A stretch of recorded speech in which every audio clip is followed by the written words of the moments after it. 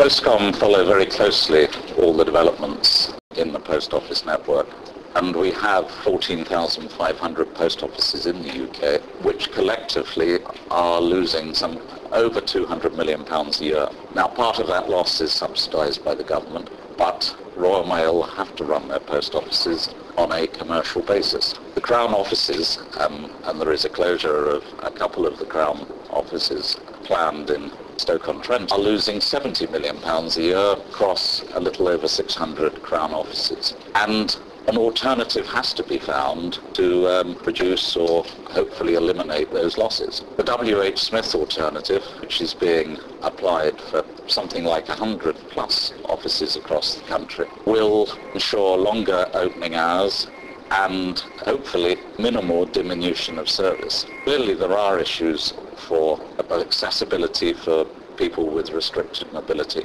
and one would hope that the Post Office and W.H. Smith do all they possibly can to address those issues.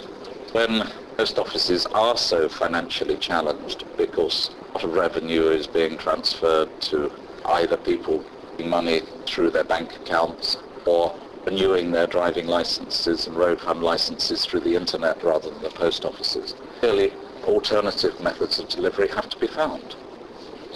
Okay.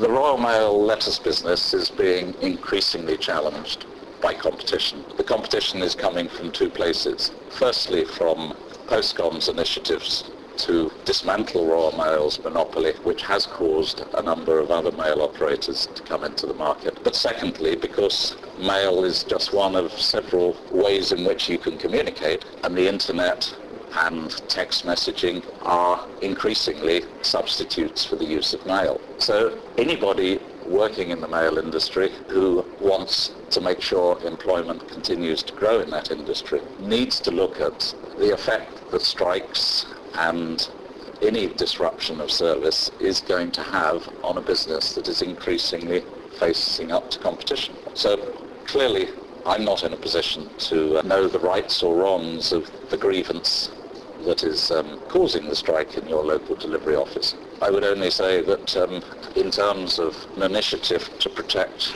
the job of one individual person, there may very well be a threat to the jobs of a far